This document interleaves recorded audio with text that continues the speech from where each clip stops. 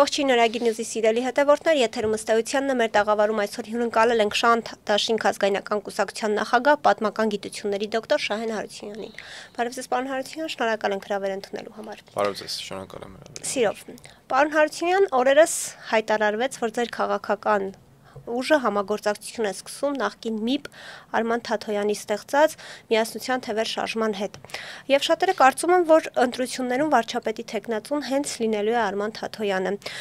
Ինչու որոշեցիք հենց Թաթոյանի հետ համագործակցությունը, որտեղ շատերը նրան ասոցացնում են նախկին նախագահ Սերժ Սարգսյանի թիմի հետ, եւ քանի որ հենց Սերժ Սարգսյանի օրոք է ՄԻՊ ընտրվել, այս մասով մտավախություններ չունեք, որ շատերը կարող են նաեւ ձեր մասով նման ասոցիացիաներ ունենալ։ Շնորհակալություն հարցի համար, իհարկե բազմաշերտ էր այն, տարբեր, սկսած համագործակցության մասին, վարչապետի թեկնածուի հետ կապված եւ հետո արդեն ասոցիացիաներին, հիմա հերթով պետք է վերլուծելով գանք։ Նախ նշեմ համագործակցության հիմքում ընկած են արժեքները, որոնք մենք այսպես համատեղ կերպով կիսում ենք։ Իհարկե կան հարցեր բնականաբար բոլորի մոտ, որ այսպես կան հարցեր, որոնք տարբեր մոտեցումներ են պահանջում, կամ տարբեր մոտեցումների պատկերացումներ են, բայց հիմնակարային իմաստով մենք ունենք նույն արժեհամակարգային պատկերացումները Հայաստանի, հայ ժողովրդի, հայ ազգի եւ Հայաստանի ապագայի հետ կապված։ Եվ սա ամենակարևոր բանն է, ինչը դարձել է հիմքը համագործակցության մեջ։ Ինչ վերաբերվում, իհարկե դրա մասին անդրադարձներ կանենք ավելի մանրամասն հաջորդիվ կխոսենք, բայց ինչ վերաբերվում է նաեւ այն հարցին, որ ասոցացնում են նախկին իշխանությունների հետ, գիտեք, շատ են այդ տենդենսները արդեն խորանում, այսօր մի համակարգ է Հայաստանում ձևավորված, որտեղ ով ցանկանում է մի նոր մի բան անել, մի ուժ ձևավորել, ինչ որ մի կերպ փորձում են այս կամ այն մարդու հետ ասոցացնել։ Եթե Արման Թաթոյանին ասում են, որ ՄԻՊ-ը ընտրվել Սերժ Սարգսյանի իշխանության օրոք, նախ նշենք, որ պարլամենտն է ընտրել ՄԻՊ-ին, ՄԻՊ-ը անկախ մարմին է, ընտրում է պարլամենտը։ Ինքս տեսել եմ այսօրվա վարչապետի ելույթը այդ արդիվ քվեարկությունը, այսինքն իր խոսքը, որ քվեարկելու է, այսինքն որպես այդպեսին դա նշանակովի մարմին չի, բայց եկեք չխորանանք այդ հարթության մեջ, որովհետև եթե 2 տարի պարոն Թաթոյանը աշխատել է ՄԻՊ Սերժ Սարգսյանի իշխանության տարիներին, կարծում եմ թե 5 տարի էլ աշխատել է Նիկոլ Փաշինյանի իշխանության տարիներին, եւ սրանով չկա նաեւ պետք է նշենք, որ չի կարելի մարդուն պիտակավորել որևիցե մի բան աշխատանքով պայմանավորված, եթե դա քաղաքական, հստակ այսպես կուսակցական դրսևորումներ չի ունեցել։ Սա մեկ։ Երկրորդ, Հայաստանը գտնվում է այնպիսի մի իրավիճակում, որտեղ մենք իրավունք չունենք սևերի ու սպիտակների այսպես բաժանումը խորացնելու, ինքն էլ է ստանելու այդ գիծը, որովհետև իրոք ծայրահեղ ծանր է Հայաստանի թե ներքին եւ թե արտաքին դրությունը։ Մյուս կողմից մի կարևոր ընդգծում պետք է անենք Արման Թաթոյանին մենք ճանաչում ենք որպես լավ իրավաբան, լավ մասնագետ, մասնագիտական գործունեությամբ աչքի ընկած մարդ, այլ անձնական հարաբերություններ, շատ բարձր դրական կարծիք ունենք նաև մարդկային հարաբերությունների մեջ անձնական շփումներում եւ նա առաջին անգամ է այսպես քաղաքական մուտք իրականացնում, քաղաքական գործունեություն ծավալում, ուստի պետք է փորձենք այս իրավիճակում համագործակցել այնպիսի ուժերի հետ, որոնք դեռևս չունեն քաղաքական անցյալում արած այնպիսի սխալներ, որոնք խոչընդոտ կարող են դառնալ համագործակցությունների համար եւ մեր համար որպես սկզբունքային ուժ։ Մենք բացառում ենք Շանթ Դաշինք ազգայնական կուսակցությունը երբևիցե բացառում են նախկին իշխանությունների կամ նրանց հետ ասոցացվող ուժերի հետ համագործակցություններ, դաշինքներ, որովհետև մենք համարում ենք, որ բոլոր իշխանություններն էլ այս կամ այն կերպ կամ այս կամ այն չափ մասնաբաժին ունեն Հայաստանի այսօրվա իրականության եղած իրականության մեջ։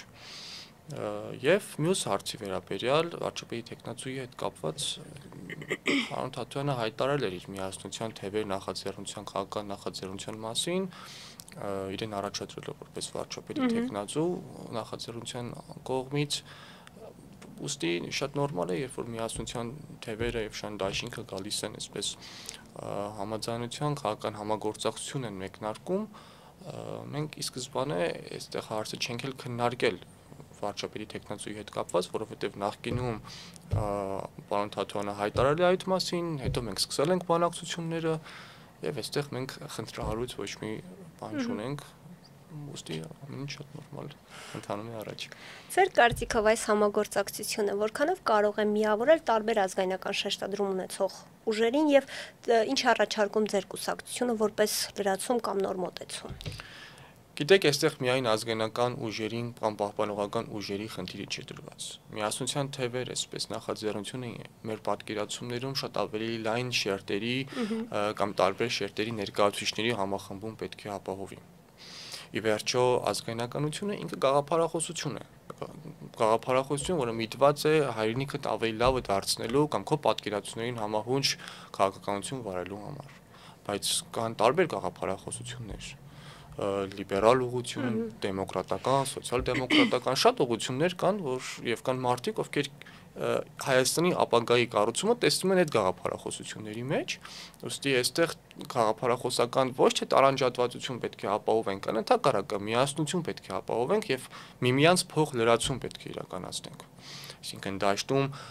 ոչ թե դիտենք միայն ազգայնականներին, այլ այդ թվում ազգայնականներին, ինչի շատ կարևոր դեր ունի նամանավանդ փոքր պետությունների համար ազգայնականությունը շատ կարևոր է, նամանավանդ փոքր պետությունների, որոնք գտնվում են շատ ծանր եւ աղետալի իրավիճակներում, ինչպես մենք հիմա գտնվում ենք, ինչպես Հայաստանը գտնվում է։ Ուստի մենք ակնկալում ենք շատ ավելի լայն համախմբում, միավորում,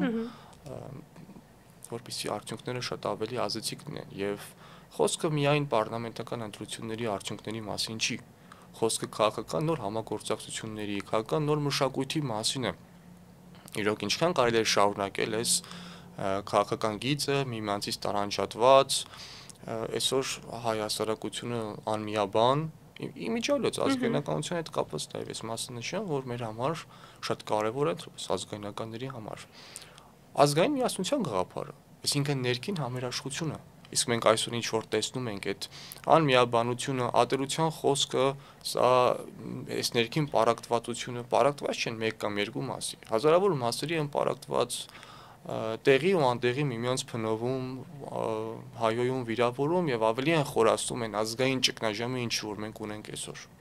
Եվ ազգային ճգնաժամն է, որ խնդիրներ է առաջացնում արտաքին ճակատում, այսինքն մենք արտաքին ճակատում գտնվում ենք խիստ սպառնալիքների ներքո,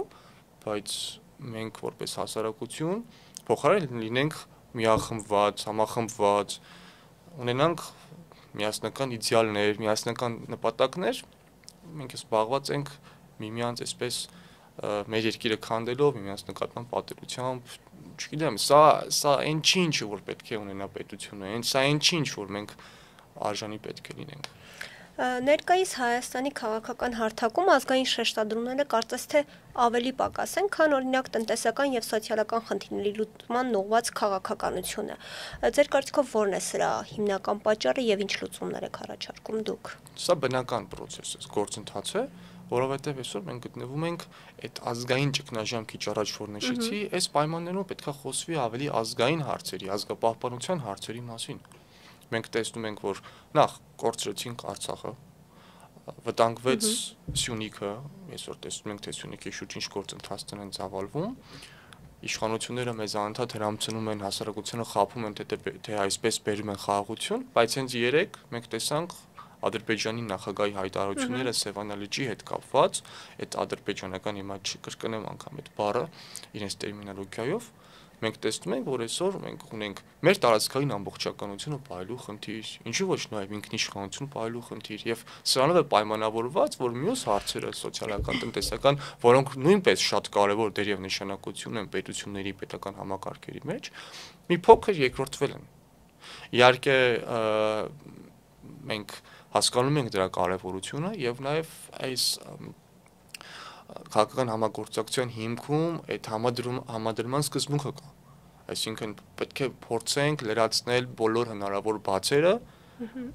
քաղաքական ասպարեզում ժողովրդին հուզող հարցերի հետ կապված կամ թե պետություններին ինչ են որ պետք։ Մենք դա պետք է ներկայացնենք եւ կարծում եմ այդ համադրումը այսօր շատ տեղին եւ արդյունավետ կարող է ստացվել։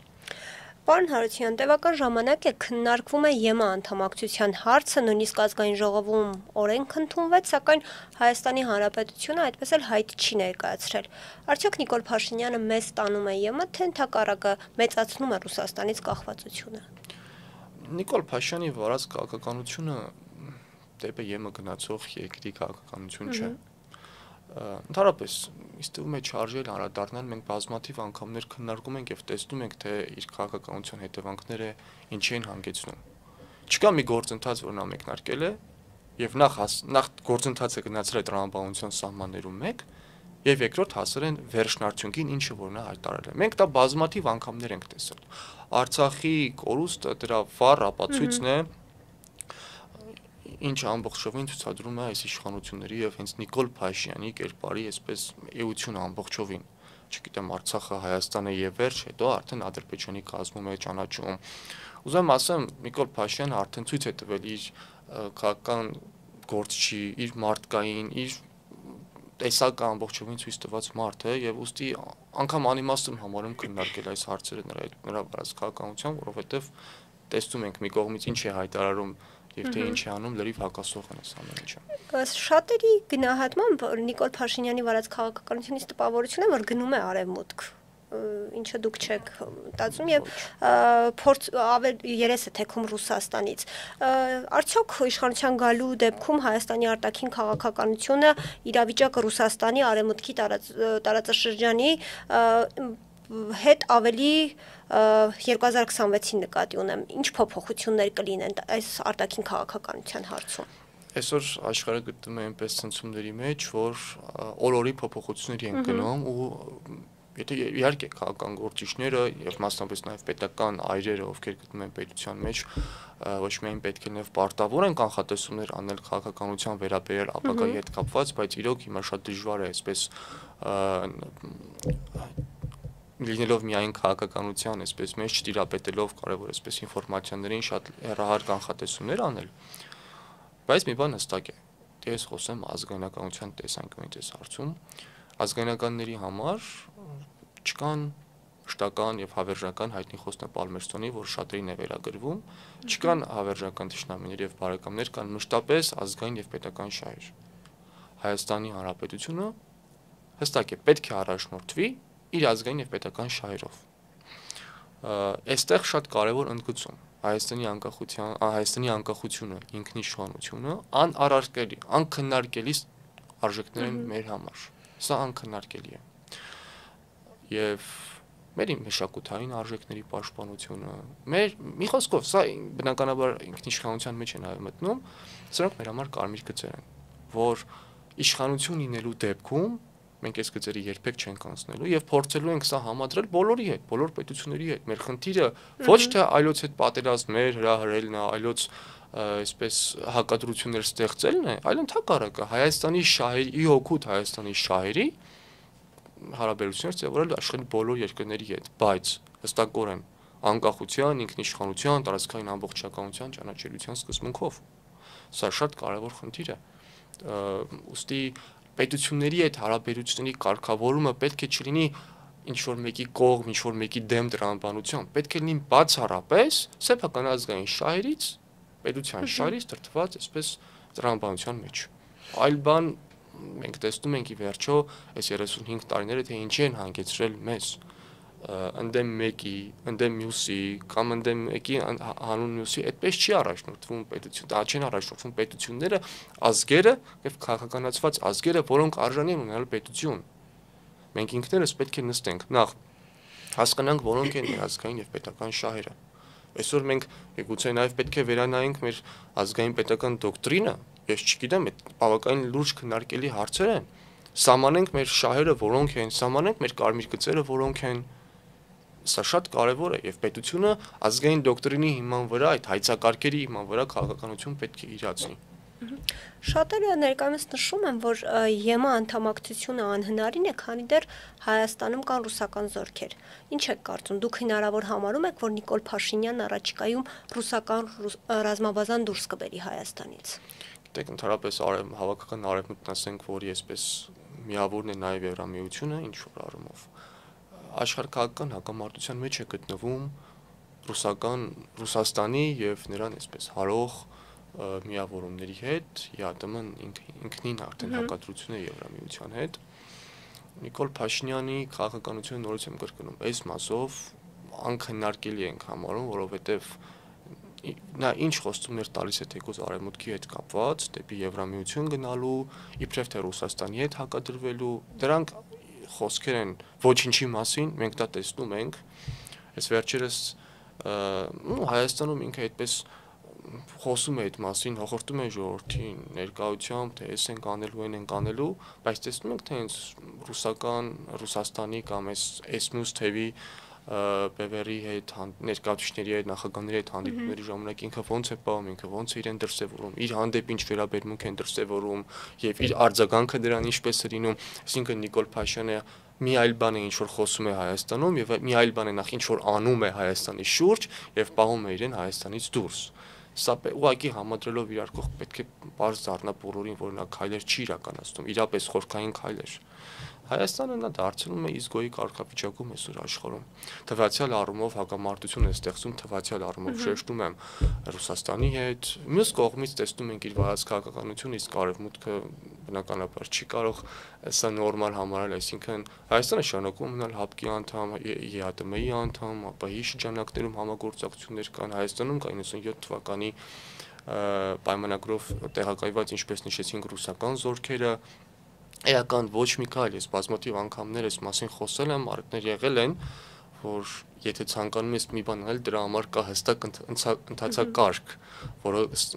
սևով սպիտակի վրա գրված է, եւ եթե կան, այսպես 100% հստակ բան, եթե դու դրանք չես անում, մնացածը ինչ որ խոսում ես, դրանք ուղղակի պոպուլիզմի ժանրից են։ Այդ դեպքում ինչու են արևմուտքի երկրները աջակցում դեռ Նիկոլ Փաշինյանի եւ այսպես աչք են փակում Հայաստանում տեղի ունեցող իրադարձությունների, նույն այս բռնաճնշումները, հունիսի 12-ի սրբազան շարժման ժամանակ այդ դեպքերը։ Եկեք մի բան հստակ ֆիքսենք ու արձանագրենք, որ բոլոր պետությունները ունեն իրենց շահերը, ներքին եւ արտաքին քաղաքական շահեր ունեն։ Ոստի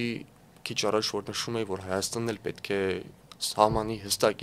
իր ազգային ու պետական շահերը, հենց այս տրամաբանության մեջ էի ասում։ Այստեղ քննարկել թե ինչի արևմուտքը այսպես արեց, ինչի Ռուսաստանը այսպես արեց, սա քաղաքական տրամաբանության մեջ չի, սա պետության այրերը, այսպես պաշտոնյաները պետք է նստեն, մտածեն, քննարկեն, թե որ պետությունը ինչ շահ ունի, սա նաև կարևոր է ընդգծել, որ եթե դու պետություն ես, միջազգային համակարգի մի մաս ես, դու ճանաչելի պետություն ես, համակարգերում ներկայացված միջազգային դիվանագիտություն վարող, բնականաբար պետք է հաշվի առնես այլ պետությունների շահերը, թե նրանք ինչ են ուզում։ Բայց դու չպետք է առաջնորդվես նրանց շահերով կամ նրանց ուզելով, ու կապ չունի, թե սա որ պետության մասին է։ Դու պետք է մաքսիմում փորձես քո ազգային ու պետական շահերին համահունչ մոտ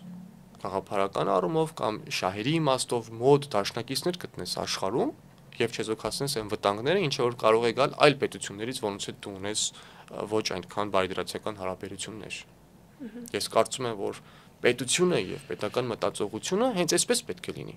Այսինքն, այո, պետք է քննարկել, թե որ պետությունը ինչ է անում, ինչ նպատակ ունի, բայց չառաջնորդվել այլոց շահերով։ Օգոստոսի 8-ին ԱՄՆ միջնորդությամբ Հայաստանի եւ Ադրբեջանի միջև ստորագրվեց Վաշինգտոնյան հռչակագիրը։ Առհասարակ ինչ փաստաթուղթ է դա, ինչ կարող է տալ Հայաստանին, արդյոք Հայաստանը այստեղ իրական շահ ունի։ Ցանկացած ստորագրված թուղթ բնականաբար ունի իր դրական եւ բացասական կողմերը, եւ այստեղ ես խորը մտահոգություններ ունեմ այն մասին, որ Հայաստանը այսօր գտնվում է այնպիսի իրավիճակում, որ ինչ էլ որ ստորագրում է, միևնույն է հայկական շահերին այսպես սպասարկելիության գոտում չի գտնվում այս ստորագրված թուղթը, փաստաթուղթը, ինչ որ մենք նշենք։ Սա գալիս է թերահավատությունից Հայաստանի իշխանությունների նկատմամբ։ Բազմաթիվ են դեպքերը նշել ենք ու միշտ ենք նշելու իրենց վերաբերմունքը, ընդհանրապես պետական միջազգային հարաբերությունների մասին մենք տեսնում ենք, թե ինչպիսի թյուր կարծիք ունեն այս իշխանությունները, ընդհանրապես պետության նկատմամբ ինչ կարծիք ունեն, եւ հետեւաբար սրանով թույլաtsված է Հայաստանի պետության դիրքերը, թե Հայաստանում ինչ որ միշտ նշում ենք, թե նաեւ աշխարհում։ Եվ դրա մասին գիտեն բոլորը։ Մենք այսպես թակուն գաղտնի կղզում չենք ապրում մեր պետությունով եւ այսպես բոլորի աչքից հեռու չի այն ինչ որ մենք ինչ որ կատարվում է այսօր Հայաստանում։ Ներքին քաղաքական իմաստով, մեր պատկերացումների իմաստով, դա տեսնում են բոլորը, տեսնում են մեր թշնամիները, տեսնում են մեր հակառակորդները, տեսնում են գոնե այս պահին բարեկամ թվացող երկրները կամ հանդիսացող երկրները, տեսնում են չեզոքները եւ բնականաբար ցանկացած թուղթ ինչ որ Հայաստանը ստորագրում է, դա Հայաստանը պետք է փորձի իր շահերը առաջ տանել, բայց դա շատ խնդրահարույց է։ Ես այսօր չեմ տեսնում, որ Հայաստանի իշխանությունները ունեն բավարարաչափ կամք,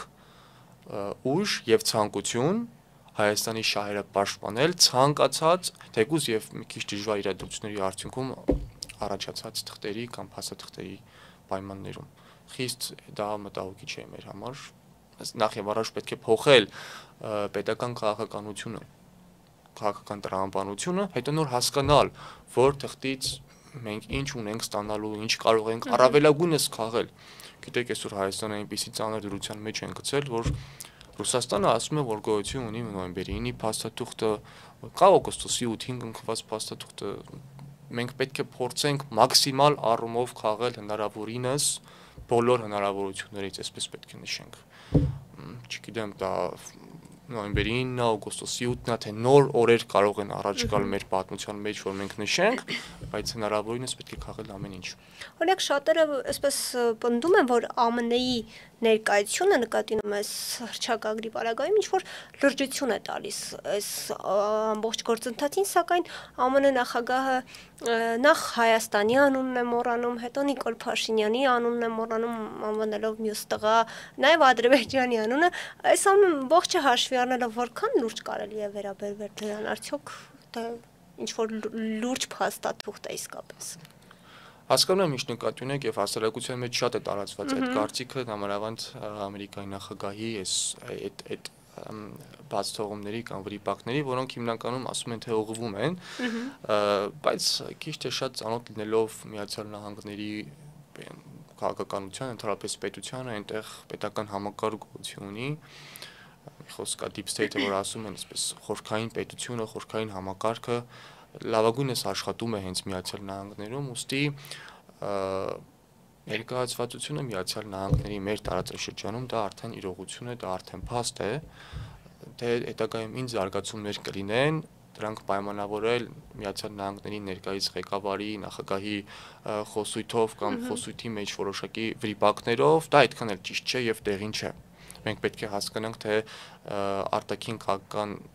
շարժումները դեպի որ ուղղությամբ են գնում, որովհետև նորից եմ նշում, յուրաքանչյուր պետություն ունի իր շահերը, բնականաբար Միացյալ Նահանգներն էլ ունի իր շահերը մեր տարածաշրջանում։ Սա առաջիկայում արդեն կերևա թե օգոստոսի 8-ի փաստաթուղթը ինչ հետագա զարգացումների կհանգեցնի կամ ինչ զարգացումների կբերի։ Արդյոք դա ավելին կդառնա, թե կմնա միայն օգոստոսի 8-ին ստորագրված թուղթ եւ նորից եմ ուզում նշել, որ սա այդքան էլ պայմանավորված չէ այս հանգամանքը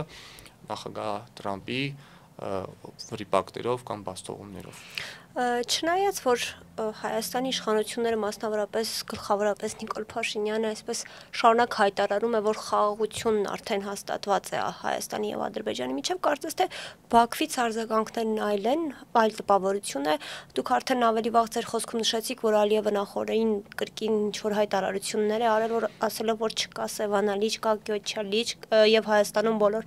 տարածքների անվանումներն ունեն ադրբեջանական ծագում։ Ինչի մասին է սա վկայում, արդյոք իշխանությունները իսկապես չեն հասկանում իրողությունը, թե ինչ է կատարվում, թե ուղղակի չեն ուզում ոչ մի կերպ այսպես ընդունել, որ սխալվել են որևէ հարցում։ Իշխանությունները Նիկոլ Փաշինյանի կուսակցությունը շարունակում է պահպանել իր դիրքերը, իր իշխանությունը, զոհելով Հայաստանի պետական ու ազգային շահերը։ Այսինքն կեղծ խաղաղության թեզը առաջ տանելով։ Այո, եւ նրանք նույնպես հասկանում են այսօր հասարակության մեջ խաղաղության անհրաժեշտության կարևորության ընդգծումը եւ փորձում են մանիպուլացնել հասարակությանը պոպուլիզմով, այսպես խաղաղության կեղծ թեզերով, ցույց տալ թե իբրև թե բերում են խաղաղություն եւ այդպես փորձում են ապահովել իրենց հաջորդ ընտրվելու հնարավորությունը 2026 թվականի ընտրություններին եւ դրա մասին պարզ Նիկոլ Փաշինյանը խոսում է, որ եմելով ժողովրդին ասում է, թե հայ ժողովուրդը պետք է ընտրի 2026-ին նորից խաղաղությունը։ Բնականաբար, գիտեք, չգիտեմ երևի մարդկանց հատուկ, որ ցանկանան պատերազմներ։ Խաղաղություն ցանկանում ենք բոլորս։ Խաղաղություն ցանկանում են նաև մարդիկ եւ մասնավորապես այն մարդիկ, ովքեր հասկանում են դրա պատասխանատվությունը, թե ինչ ծանր բանը պատերազմը, հետևանքները, սա շատ կարևոր է արձանագրել, բայց խաղաղության կեղծ թեզերը եւ խաղաղության իրական գործընթացը դրի տարբեր բաներ են։ Խաղաղության հասնելու տարբերակները դրանք ամեն ինչից հրաժարվելու մեջ չեն։ Երբ որ դու սկսում ես ամեն ինչից հրաժարվել, ստանում ես այն, ինչ որ կա իրականում, անդադար պահանջներ եւ թվում է դա զիջելով այլևս պահանջներ չի լինելու, բայց մենք տեսնում ենք, որ ոչ։ Եվ սա հերթական ապացույցն է իրական խաղաղության համար պետք է ունենաս իրական ուժ, միջազգային դիրքեր, ամուր դիրքերի մասին, ներքին ազգային ուժեղ միախմբում, համախմբվածություն, միասնականություն, եւ այդ ժամանակ դու կարող ես պարտադրել խաղաղություն կամ եթե չասենք պարտադրել, ապա այդ ժամանակ իրական խաղաղության գործընթաց դու կարող ես վարել։ Տեսեք, մենք հենց այս վերջերս տեսանք Արարատ լեռան հետ կապված զարգացումների իշխանությունների կողմից, տեսանք նաև որ պետական անցակետերի կնիքների վրայից դուրս բերվեց Արարատ լեռը։ Հիմա այս հարցերի վերաբերյալ մենք ինչ դիրքորոշում ունենք։ Այսինքն այս դեպքում նկատի ունեմ պետությունը։ Եթե ասում են թե Արարատ լեռը չի գտնվում մեր սահմաններում, ապա խոսել Արարատի մասին, օգտագործել դա որպես խորհրդանիշ, սպառնալիք է այլոց նկատմամբ կամ այսպես պահանջատիրություն է, այս դեպքում ինչ խաղաղության գործընթացի մասին է գնում, երբ որ Ադրբեջանի նախագահ Ալիևը խոսում է Սևանա լճի մասին։ Այստեղ ուղիղ հակադրություն կա։ Փաստացիորեն ստացվում է, եթե Նիկոլ Փաշինյանը զիջում է անում Արարատը հանուն խաղաղության, մենք տեսնում ենք, որ նույն տրամաբանությամբ շարժվելու դեպքում Ալիևը առնվազն նման հայտարարություններ չէր անի, բայց տեսնում ենք, որ ոչ միայն չի անում, որտեվ կարող է մտքում ունենա ու չանի, բայց ոչ միայն փաստորեն ունի մտքում այդ ամենը ինչ որ ասում է, այլ նաև դրա մասին անկեղծորեն խոսում է եւ չի վախենում, որ կարող է օրինակ Նիկոլ Փաշինյանը հետ կանգնի, ասի, սա խաղաղության գործընթաց չի, որտեղ նրանք վստահ են, որ Նիկոլ Փաշինյանը ամեն ինչ անելու է, ժողովրդին մոլորեցնում է կեղծ թեզերով խաղաղության մասին, հանուն իշխանության պահպանման, հետո վերընտրության, իսկ իրենք բնականաբար Ադրբեջանը շատ լավ առաջնորդվում է իր ազգային պետական շահերով, նա լավ գիտի որից հետո որպես պետություն գիտեն թե ինչից հետո ինչ քայլ պետք է անեն, եւ այսօր բարձ ասում են։ Եվ ի վերջո ոչ միայն Սևանա լճի հետ կապված, այս վերջերս մենք տեսանք, որ իրենց ազգային ժողովում պատգամավորներից մեկը խոսեց այդ մասին, այն որ երբ որ տեսնենք, որ մեր նախագահը ելույթ կունենա, այո, Հայաստանից դա կլինի, որ մենք ռուսական ցարից, Պետրոսից հետո հետ բերեցինք այսպես Հայաստանը, նրանց ազդեցության տակ ստանանք, այսինքն նրանք ընդհանրապես ոչ միայն ունեն իրենց մտքերում, իրենց պլաններում, այլ նաև չեն, այսպես ասում, վախենում, կաշկանդվում, այո, կաշկանդվում, այդ մասին խոսում են, այդ մասին բարձրաձայնում են, եթե իրականում մեր պետությունը ցանկանում է գնալ խաղաղության, նախ եւ առաջ պետք է լուծեր ազգային այս միասնության հարցը, նախ եւ առաջ, այնուհետև հստակ միջազգային քաղաքականություն վարելով, հստակ ցույց տալ խաղաղության գնալու իր ճանապարհները, այդ դեպքում եթե ամեն ինչ իրապես խաղաղության եւ ազգային շահերի տեսանկյունից է, ես վստահ եմ Ալիևը նման հայտարարություններ դժվար թե այսպես հեշտությամբ աներ ու հետո այսպես մարսեր։ Այս տեսնում են գոնե առերևույթ, որ չկա մեծ հաշվով կոշտ եւ կոպիտ հակադրություն Ալիևի խոսքերին, ինչը պարտադիր պետք է լիներ։ Արդյոք խաղաղության նշան չէ այն, որ նախ մեր կառավարությունն է որոշում պարտադիր զինվորական ծառայության ժամկետը կրճատել, հետո ռազմական ծախսերը, հետո Ադրբեջանն է հայտարարում, որ առաջիկա տարիներին գնալով կնվազեցնի ռազմական ծախսերը։ Արդյոք սա ինչ որ խաղաղության քայլ չէ։ Ոչ։ Երկկողմանի։ Ոչ, սա խաղաղության քայլ չէ։ Եվ քիչ առաջ նշած թեման է սրա վառ վկայությունն է։ Ինչու է Ադրբեջանն է նման հայտարարություն անում։ Ադրբեջանը ռազմական բյուջեն կրճատելու նվազեցնելու մասով։ Նրանց ռազմական բյուջեն ինչքան էլ որ կրճատեն, Հայաստանի բյուջեից միշտ մեծ է եղել։ Այդ ծախսերի իմաստով, ռազմական կարողությունների իմաստով եւ վերջո մենք պետք է հաշվի նստենք մի իրողության հետ, որ Ադրբեջանը այս պատերազմում հաղթեց։ Սա շատ կարեւոր է։ Եվ նա ինչ որ իրեն թույլ է տալիս հաղթողի դիրքերից եւ միջազգային ամուր դիրքերից նույնությամբ մենք իրավունք չունենք այդպես կրկնելու Փաստացիորեն Հայաստանի ղեկավարը, Հայաստանի իշխանությունները տանում են բանակի կրճատելիությունը 6 ամիս, որ բավականին ես ռազմական փորձագետ չեմ, զինվորական գործից այդքան էլ ծանոթ չեմ, բայց որքանով որ հետևում եմ դաշտին, դաշտում առկա այսպես քննարկումներին եւ մասնագիտական կարծիքներին, դա խնդրահարույց է Հայաստանի համար։ Մի կողմից գնում ենք դրան, եւ մյուս կողմից տեսնում ենք Ադրբեջանի նախագահի ծավալապաշտական հայտարարությունները։ Սա նվաճողական քաղաքականություն է Հայաստանի նկատմամբ։ Եվ ի վերջո 21-րդ դարում մենք տեսել ենք, տեսնում ենք եւ մենք զգում ենք մեր մաշկի վրա, որ նվաճողականությունը եւ ծավալապաշտությունը լինում է եւ փափուկ ուժի, հայտնի այսպես մեխանիզմների, եւ ուղիղ ռազմական բռնությունների, ռազմական միջամտությունների տեսքով։ Այսինքն մի մասով Արցախի հետ կապված, Սյունիքի հետ կապված մենք տեսել ենք ռազմական ագրեսիաներ, մենք տեսել ենք այդ պատերազմը, այդ ծանր գործընթացները եւ մյուս կողմից մենք տեսնում ենք, որ ասում են մենք պարտադիր չի որ մենք Երևան գանք տանկերով, մեքենաներով։ Իսկ Անna Սիմոնյանն էլ ասում է, որ դա իր ներքին լսարանի համար է Ալիևը այդ հայտարարությունները արել եւ այդտեղ նույնիսկ արձագանքելու ոչինչ։ Գիտեք, տասնյակ տարիներ երբ որ Ադրբեջանում խոսում էին Արցախի հետ վերադարձի մասին, առաջին պատերազմում պարտություն կրելուց հետո, տասնյակ տարիներ այստեղ ասում էին, որ դա ներքին լսարանի խնդիր է։ Տասնյակ տարիներ ներքին լսարանի համար իբրև խոսող պետությունը զարգացնում էր բանակը, տնտեսությունը, կրթում էր սերունդ, գնում էր դեպի նոր տեխնոլոգիաներ, ռազմական իմաստով նաև ինչ ոչ պետք է սա շատ կարևոր է նշել։ Իսկ մենք ինչ էինք անում։ Մենք չենք օգտվում հաղթողի մեր հնարավորություններից, ինչը այսօր անում է Ադրբեջանը։ Մենք չզարգացանք, մենք այդ ազգային միասնությունը փոխարենը ավելի խորացնեինք, ավելի ամրապնդեինք, դարձրեցինք պառակտումներ, այսպես։ Մեկուսացվեցինք մեծ հաշվով միջազգային քաղաքական գործընթացներից թեքվելով ամբողջովին, այսպես Հայաստանը թեքելով մի աշխարհ քաղաքական ուղղության կողմը, դա դարձնելով պետությունը ավելի խոցելի, ավելի թույլ, ավելի մեծ կախվածության մեջ։ Եվ ինչ էին անում իրականում հողի վրա Հայաստանում ինչ էին անում։ Ես հիշում եմ մի մուլտֆիլմ կար, այսպես կարծեմ թե հենց կոչվում էր Կիլդիմ, մեծ տարածում ուներ հայ հասարակությունը, սա ողբալի, չգիտեմ, ծաղեմ ողբամ, սա, որովհետև Կիլդիմի գաղափարը հետևյալն էր, որ այդ մուլտֆիլմի գաղափարը, որ ադրբեջանցիները այսպես ինչ-որ կենթանական տեսքով էին, հայ զինվորը, սա չէր, որ պետք է պետությունը աներ, սա պետությունը դրա մասին չի, եւ ի վերջո հաղթող պետությունը դրա մասին չի։ Հիմա մենք նորից տեսնում ենք հայտարարություններ եւ նորից տեսնում ենք իշխանություններ, որոնք ասում են, որ սա ներքին լսարանի համար է։ Ներքին լսարանի համար էր Արցախը, մենք տեսանք ինչ եղավ։ Ասում էին, թե Սյունիքը ներքին լսարանի համար է, մենք տեսնում ենք ինչ է լինում։ Հիմա ասում են, թե ներքին լսարանի համար է Սևանը, սպասենք։ Չեն հասկանում, չէ, ես վստահ որ իրենք հասկանում են, բայց նորից գալով մեր նախկին այդ հատվածին զրույցի, ամեն ինչ անել են իշխանություն պահելու համար։ Նրանց ոչ հետաքրքրում է Արցախը, ոչ հետաքրքրում է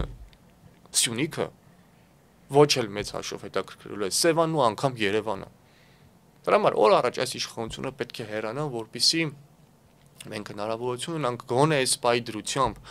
մեր ներքին եւ արտաքին հնարավորությունների սահմաններում գոնե այս տարածքային ամբողջականությունը ինչը դեռևս միջազգայինորեն ճանաչված է, գոնե սրա շրջանակում տեսնենք ինչ են կանում, նոր մտածենք հաջորդ հարցերի մասին։ Ինչպես եք տեսնում իշխանությունների հեռացումը, որ ընտրություններ, այլ ինչ որ ակցիաներ, թե օրինակ պատիվ ունեմ ընդդիմադիր խմբակցությունը իմպիչմենտի գործընթաց է սկսել, սակայն 1 ամիս է նաև դրան միացել է Հայաստան խմբակցությունը, սակայն 1 քպական անգամ չի միացել դրան։ Ինչ ճանապարհով եք տեսնում իշխանության հեռացումը։ Իշխանության հեռացման համար պետք է գործադրել բոլոր իրավական, ժողովրդական ճանապարհներով, այսպես կոչված բոլոր ժողովրդավարական նորմերով բոլոր ճանապարհները եւ գլխավորապես 2026 թվականի ընտրությունները այն կարևոր հանգրվանն է լինելու իշխանությունների հեռացման այս պայքարի, որ պետք է մեկտեղել ուժերը, համատեղվել եւ փորձել 2026-ին հեռացնել իշխանություններին ընտրությունների միջոցով։ Մենք տեսել ենք այս տարիների արդեն 4 տարիների պայքարի բոլոր փորձերը տեսել ենք, որ դրանք արդյունքի չեն գալիս այս կամ այն պատճառով, պատճառները բազմապիսի են, մարդիկ, որոնք ուզում են գտնել արդարացման պատճառներ, գտնեն արդարացման պատճառներ, ովքեր որ փորձեն գտնել այլ պատճառներ, բնականաբար գտնելու են։ Հիմա մենք ունենք իրավիճակ, 4 տարի է այս իշխանություններին հեռացնել չի ստացվել։ Իհարկե գործընթաց հիմա շարունակվում է ազգային ժողովում impeachment-ի տեսքով, բայց դեռևս նկատելի շոշափելի արդյունքներ մենք չենք տեսնում։ Իհարկե ընդդիմությունը մենք տեսնում ենք խորհրդանական ընդդիմությունը միացել է impeachment-ի գաղափարին, բայց դա ըստ էության արդյունքի տեսանկյունից նկատելի չի, ազդեցիկ է ավելի, բայց դեռևս արդյունքից հեռու է։ Սա ունենք մի կողմից եւ մյուս կողմից ունենք արդեն ժամանակաշրջան, որով սկսվում է 2026-ի ընտրությունների փուլը։ Շուտով արդեն ավելի հրապարակային կլինի այս ամեն ինչը։ Ես կարծում եմ, որ Հայաստանում բոլոր ուժերը պետք է ընդդիմադիր ուժերը պետք է համախմբվել նկատի չունեմ անպայման նույն դաշինքներով, նույն այսպես միասնություններով կամ թիմերով, խոսքը ամենևին դրա մասին չի, հասկանալի է, որ տարբեր տարաձայնություններով մարդիկ կան։ Խնդիրը նպատակը հետևյալն է, միասնության հիմնական միտքը հեռացնել այս իշխանություններին։ Սա եթե լինի օրակարգային խնդիր բոլորի համար, բոլոր քաղաքական ընդդիմադիր ուժերի համար, ես վստահ եմ, որ հաջողություն կլինի 2026 թվականի ընտրություններում։ Անդրադառնանք նաև հայ-թուրքական հարաբերություններին, երկար ժամանակ է խոսվում է սահմանը բացելու մասին, նույնիսկ հայկական կողմը այսպես ողջավորվածությամբ արդեն Մարգարայի անցակետն է պատրաստ, սակայն թուրքական կողմից այդ ողջավորվածությունը ոչ միայն չկա եւ Թուրքիայից հայտարարեցին, որ սահմանի բացելու մասին խոսվի, երբ որ հայ-ադրբեջանական հարաբերությունները կարգավորվում են, փաստացի հայտարարվեց, որ խաղաղությունը, այսպես ասած, նախաստորագրվել է, այս դեպքում ինչու ի վերջո թուրքական կողմը չի բացում սահմանը եւ ինչ կտա սա Հայաստանին, որտեղ շատերը պնդում են, որ դա մեծ վնաս կհասցնի օրինակ Հայաստանի գյուղատնտեսությանը։ Սկզբանե նշեմ, որ պետությունների հետ բանակցությունները եւ ընդհանրապես հարաբերությունները շատ նորմալ բան են։ Երևույթ են, միջազգային պրակտիկայում հենց պետությունները նման բաների համար են։ Խոսեն, պարզաբանեն, տեսնեն որտեղ ինչ ընդհանուր հայտարարի են գալիս հարցերի վերաբերյալ։ Ոստի Թուրքիայի հետ հարաբերություններում Հայաստանը բնականաբար պետք է խոսի, ինչպես պետք է որ խոսի բոլոր պետությունների հետ, բայց առնվազն գոնե մեր համար ընդունելի է առանց նախապայմանների սկզբունքը։ Պետք է հասկանանք, որ Թուրքիայի հետ հարաբերություններում առաջընթացի համար այսօրվա իշխանությունները ինչ են անում։ Դեմ են գնում Արարատին, որ ըստ էության մեր շատ այսպես խորհրդանշական է մեր համար Արարատը, ինչպես նաև ցեղասպանության հետ կապված հարցերում մենք տեսնում ենք ինչ հետ նահանջ է տեղի ունենում։ Բնականաբար նորից սա խաղաղության մասին չէ, սա խաղաղության իմիտացիա է, եւ եթե Նիկոլ Փաշինյանը ցանկանում է խաբել հայ ժողովրդին այդ մասով, Թուրքիան եւ Ադրբեջանը այդպիսի խնդիր չունեն, նրանք հստակ են իրենց դիրքորոշումներում, հստակ են իրենց պահանջներում, որը մենք չենք տեսնում Հայաստանի իշխանությունների կողմից։ Ոստի պայմանավորում են նրանք բնականաբար ասում են հայ-ադրբեջանական հարաբերությունով է դա պայմանավորված, բայց թե այլ ինչ նպատակադրումներ ունեն, բնականաբար սա այլ խոսելու թեմա է։ Մշտապես միշտ մի բան կարելի է ասել, որ սրանով պայմանավորված է սա, սրանով նա, բայց թե ինչ նպատակադրումներ ունեն, դա արդեն հարցի մյուս եւ ավելի ու ամենակարևոր, այսպես խորքային մասն է։ Ինչպես հասկանում ես ինչ են նրանք ուզում։ Սա մեր իշխանությունների համար չի նստել ու մտածել, թե դիմացի պետությունները ինչ են ուզում, մեր պետությունը ինչ է ուզում եւ մենք ինչպես կարող ենք այս հարցը կարգավորել։ Մարդիկ ցանկանում են ամեն ինչ դիջել, ամեն ինչ տալ հանուն իշխանության։ Եվ գիտեք, ջուր կարծիք կան հասարակության շնորհքում, որ նա չի հասկանում ինչ է անում։ Պատահաբար է այս ամեն ինչը միամիտ է, սխալ է։ Չէ, ես ավելի հակված եմ ընդելու, որ սա նպատակաուղղված մի process է։ Ըստ էության, գիտեք, հայ ժողովուրդը որպես այսպես անկախությունից հետո, անկախության հռչակումից հետո, անկախություն, որը աշխարհական գործընթացների արդյունք էր, որից հետո մենք մեր ռազմական հաջողություններով ձեռք բերեցինք այսպես Արցախը,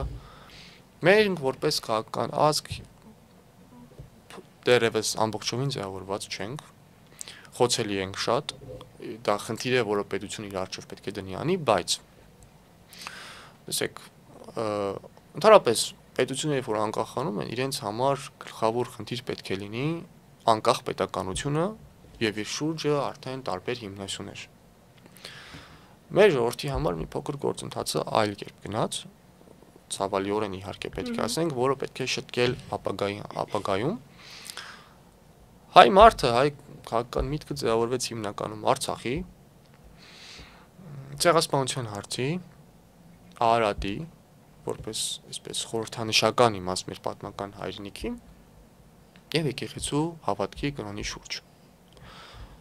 Մենք տեսնում ենք, թե ինչ գործընթաց է հիմա ընթանում։ Նախ Արցախի խնդիրը, ինչպիսի հանգուցալուծում ստացավ այս իշխանությունների օրոք, սա գլխավոր հիմնասյուներից էր, որը հայ ժողովրդի հիմքում էր ընկած, քաղաքական մտածողության հիմքում, մեծամասնությունների մեջ իհարկե։ Մենք տեսնում ենք ցեղասպանության հարցի վերաբերյալ եւ Արարատի հարցի վերաբերյալ պետության դիրքորոշումը։ Սա երկրորդ եւ երրորդ կարևորագույն հիմնասյուներն էին, այսինքն ցեղասպանությունը որպես մեր պատմական արդարության, հիշողության շատ կարևոր մի բան եւ Արարատ լեռը որպես նաեւ մեր պատմական հայրենիքի ընդհանուր մեր պատմական հիշողության շատ կարևոր խորհրդանիշ։ Այս երեք հիմնասյուները հիմա կոտրված են կամ կոտրման գործընթացի մեջ են, մեկը մի քիչ շատ, մեկը մի քիչ քիչ։ Վերջին գլխավոր հիմնասյունը քրիստոնեությունը եւ հավատքը հայրականության մեջ փորձ են անում կոտրել հիմա։ Ես նորից եմ նշում, եթե ինձ հարցնեին ինչպես կուզեիր, որ հայ ազգը ինչի շուրջ ձևավորված ներքաղաքական միտքը հայ ժողովրդի, ես կասեի անկախության գաղափարի, անկախ պետության գաղափարի, ազատության գաղափարի եւ իր շուրջ Արցախի, ցեղասպանության հարցի, պահանջատիրության, Արարատ լեռան որպես պատմական խորհրդանիշի եւ կրոնի հավատքի հետ կապված հարցեր։ Թողենք մի կողմ, թե հիմա ես ինչ կուզեմ, մենք խոսում ենք փաստերի մասին, այսօր մեր իրականությունը այս 4 հիմնասյան շուրջ է հիմնականում ձևավորված, այս իշխանությունները նպատակադրված, նպատակաուղղված հերթով բոլոր հիմնասյունները քանդելով գալիս են եւ հասել են վերջին հանգրվանին։ Ու շատ ցավալիորեն, որ այս տարիներին ամեն անգամ երբ հայտարարություններ էին անում նախ Արցախի մասին, գիտեք իմ համար երբևիցե մտածել անգամ հնարավոր չէր, որ Արցախը կարող է անկնել այս վիճակում, հայտնվել այս դրության մեջ եւ Հայաստանի իշխանությունները շարունակեն առնվազն շարունակել իշխել։ Ես երբևէ չի կարող մտածել, որ կարող է ցեղասպանության հարցի շուրջ նման զարգացումներ ընթանալ, Արարատի հարցի շուրջ նման զարգացումներ ընթանալ, խորհրդանիշի կարգավիճակից դուրս բերես Արարատը, քո այդ խորհրդանիշը։ Արարատը նշեմ նաև, Արարատը որպես խորհրդանիշ ընդունելը դա այլոց նկատմամբ ագրեսիա չի։ Դա նվաճողականություն չի, դա քո պատմական հայրենիքի անբաժանելի մի մասն է, որպես խորհրդանշական իմաստով։ Եվ հետո մտածել, որ քրիստոնեության, հավատքի եկեղեցու նկատմամբ նման գործելավոճ կարող է լինել, սա խայտարակություն է։ Նախ խայտարակությունը որպես մեր որպես ժողովուրդ, ազգ, ցավոք սրտի, որը վստահաբար պետք է տանենք շտկման, եւ անդադ իմ ուղեղում մի միտք է Նիժդեի խոսքերից, արդյոք մենք լինելու ենք այն սերունդը, որ մի բուռ հող անգամ չենք թողելու մեր սերունդներին։ Սա շատ կարևոր միտք է։ Սա ես չեմ ուզում, որ մենք լինենք այդ սերունդը, որ մի բուռ հող չենք թողելու, չենք պահելու մեր մի բուռը եւ չենք թողնելու հաջորդներին։ Եվ սա գիտեք նաև Նիժդեով էլի շարունակեմ այս միտքը, ընդհանրապես բախվում են բանակները, չափվում են բանակները, ռազմական ուժերը, բայց պարտվում կամ հաղթում են ազգերը եւ ազգային մտածողությունները։ Ու շատ լավ մենք Նիժդեի Կարսի անկման մասին է խոսում, որ դե մշտապես մենք ասում ենք Կարսի անփառունակ անկումը։ Այո, Կարսը մենք անփառունակ կերպով կորցրեցինք, մեր զինվորականությունը անփառունակ կերպով հանձնեց Կարսը, առանց իրական դիմադրության, բայց ինչպես Նիժդեն է մեկնաբանում, սա միայն զինվորականության խնդիրը չէր, զինվորականությունը նկարագրեց կամ ցույց դրեց մեր ժողովրդի հավաքական մտածողությունը եւ արժեքային համակարգը։ Նույնն էլ հիմա, ռազմական ճակատում պարտությունը դա միայն բանակի պարտությունը չէր, զինված ուժերի պարտությունը չէր։ Այդ կան իշխանությունների վարած քաղաքականությունը միայն նրանցը չի եւ մենք հիմա պիտի փոխենք գալով առաջին մտքին ներդրի ասած եւ արդյոք մենք լինելու ենք այն սերունդը, որ մի բուռ հող անգամ չեն կարողանալու պահենք եւ փոխանցենք մեր սերունդներին։ Եվ եթե դա չենք անելու, նորից ներդրով ողբը եւ տառապանքը լինելու են մեր ժողովրդին հոմանիշ, մեր կենսագործունեությանը հոմանիշ, չէ, սա պետք է փոխել։ Սա պետք է փոխել։ Գոնե հիմա այս մեր մի բուռը պահել, զարգացնել, հզորացնել, ինչ որ հնարավոր է անել, ինչ որ հնարավորություն տալիս ներկայիս պայմանները ներքին իմաստով եւ արտաքին իմաստով, կայացնել պետությունը անկախության եւ ինքնիշխանության սկզբունքի շուրջ եւ մտածել արդեն ավելի հերու գնալու, նկատի ունեմ ավելի զարգանալու, ավելի ու ավելի զարգանալու մասին։ Պարոն Հարությունյան, եւ ամփոփելով զրույցը, քանի որ դուք արդեն ձեր խոսքում անդրադարձաք Նիկոլ Փաշինյանի եկեղեցու դեմ արշավին, նա տևական ժամանակ է թիրախավորում է եւ եկեղեցուն եւ հոգեորականներին արդյոք սրանով Նիկոլ Փաշինյանը ուզում է նոր մոտեցում ձևավորել ցույց տալով, որ եկեղեցին այլևս պետության հիմնական հիմնասյուներից մեկը չէ եւ հոգեորականների ձերբակալությունների հետ մեկտեղ նաեւ մի շարք ընդդիմադիր գործիչներ են ձերբակալվում։ Սրանով արդյոք Նիկոլ Փաշինյանը, այսպես ասած, պատրաստվում է 26-ի խորհրդարանական ընտրություններին եւ ուզում է ամրապնդել իր դիրքերը, մեծացնելով իր վերարտադրվելու շանսերը։ Իհարկե հարցը նորից բազմաշերտ է, նախ եկեղեցու նկատմամբ ռեպրեսիաների մասին, տարապես եկեղեցականությունը կամ կրոնականությունը միշտ էլ շատ կարևոր նշանակություն ունի պետության մեջ, եւ սա միայն մեր պետության մասին չէ, համաշխարհային պատմություն եւ բոլոր պետությունների պատմությունը ուսումնասիրելիս մենք տեսնում ենք այդ։ Եվ կրոնը մշտապես էլ եղել է քաղաքական շարժումների առիթ, հայտնի փաստ են խաչակրաց արշավանքները, իհարկե կրոնական հենց ինքնին խաչակրաց արշավանքներ էին, որոնք ունեն բազմապիսի քաղաքական, տնտեսական եւ այլ շահեր։ Բայց կրոնական այսպես հիմքով էր, դրոշակիրները կրոնական էին։ Սա հին վաղ դա միջնադարի մասն է իհարկե։ Կան մեր օրերում հակամարտություններ, չգիտեմ 20-րդ դարում օրինակ Մեքսիկայում է եղել կրոնական բախումներ, երբ պետությունը փորձել է նախագահը փորձել է սահմանափակել եկեղեցու իրավունքները, իսկ եկեղեցականները կեցե Քրիստոս արքան այսպես կարգախոսով դուրս են եկել փողոց լայն հանրություններով, իհարկե բավականին բախումներ են եղել եկեղեցականների եւ պետական մարմինների բանակի միջև մոտ 80,000 եւ ավել զոհեր են եղել։ Ուզում ասել, սա նորմալ գործընթաց է, երբ աշխարհում կրոնն ու պետությունը ինչ որ մի ժամանակ բախվում են իրար հետ։ Բայց այն ինչ որ անում է այսօր Հայաստանի իշխանությունը, մասնավորապես Նիկոլ Փաշինյանը եւ իր թիմը, սա բնավ աշխարհի կյանքի եւ եկեղեցական կյանքի բաժանում կամ վերաբաժանում չի, կարգ ու կանոն կամ դրա մասին չի։ Ինչպես քիչ առաջ նշեցի, եկեղեցին կրոնը մեր համար հիմնասյունային նշանակություն ունի, սա վերջին այդ կարևոր հիմնասյունը կոտրելու խնդիր կա դրանց։ Ճիշտ է, ինքը խոսում է եկեղեցականների մասին, կաթողիկոսի մասին, եկեք այդ դաշտը ընդհանրապես չմտնենք, որովհետեւ եթե խնդիրը կաթողիկոսն էր, խնդիրը լուծելու շատ տարբերակներ կար։ Առանց նման շոուների, առանց նման պրոցեսների, մեր պատմությունն էլ տվել են բավականին այսպես լավ եւ վատ կաթողիկոսներ իրականում այդպես կա։ Մենք ունեցել ենք Հակոբ Ջուղայեցի կաթողիկոս, ով ամեն ինչ անում էր 17-րդ դարում հայաց դագրական շարժում սկսելու համար, հայ հոգևորականներ էր գործուղում հայկական տիրույթներից Հայաստանից դուրս, Հայաստան պետություն իհարկե չկար, գտնվում էինք պարսկատուրքական տիրապետության տակ, գործուղում էր տարբեր երկրներ, փորձում էր ամեն ինչ անել, որպեսզի ազատագրության հույս դառնա, գրքեր տպագրում ազատագրության մասին, Հայաստանի պետության պատմության մասին, եւ միևնույն ժամանակ ունեցել ենք օրինակ հաջորդ դարում 18-րդ դարում Սիմեոն Երևանցի կաթողիկոս, ով ամեն ինչ ոչ միայն ինքը չէր նախաձեռնում ինչ պետք է աներ հայոց կաթողիկոսը, այլ նաեւ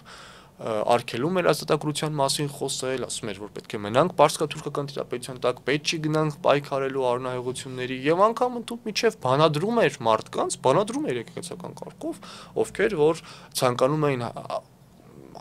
քայլ կատարել դեպի Հայաստանի ազատագրությունը։ Հայտնի փաստ է Մադրասի խմբակ, մասնավորապես Մովսես Բաղրամյանին,